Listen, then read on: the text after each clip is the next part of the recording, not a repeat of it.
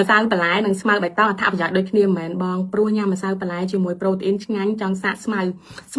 បងនិយាយស្មៅក៏ឆ្ងាញ់ដែរអូនតែអត្ថប្រយោជន៍សូវដូចគ្នាខុសគ្នាតិចតួចណាបន្តិចអានេះគឺវីតក្រាសបូកនឹងបាលីក្រាសអានេះមានបន្លែ40មុខហើយមានប្រូបាយតិចនៅក្នុងហ្នឹងហើយមាន fiber នៅក្នុងហ្នឹងទៀតចឹងរូបមន្តវាខុសគ្នាបាត់ហើយណាអាចារ្យនេះមានតែ2មុខទេប៉ុន្តែ2មុខនេះគឺមានសារធាតុចិញ្ចឹមនិងវីតាមីនច្រើនដូចជាវីតាមីន C ហើយ chlorophyll folate អីចឹងណា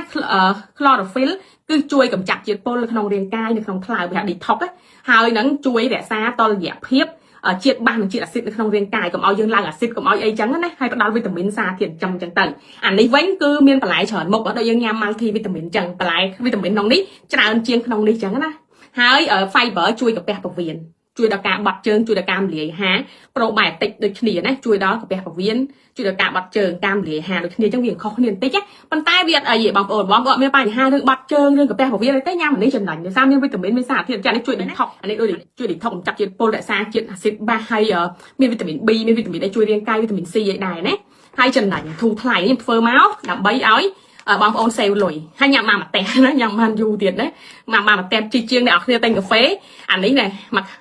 ញ៉ាំបាន8ខែកន្លះអញ្ចឹងមួយខែអស់តែ6រៀល5240ជាងបើ52 6រៀលអញ្ចឹងកាហ្វេ2កែវអីទេអ្នកគ្នា3កែវ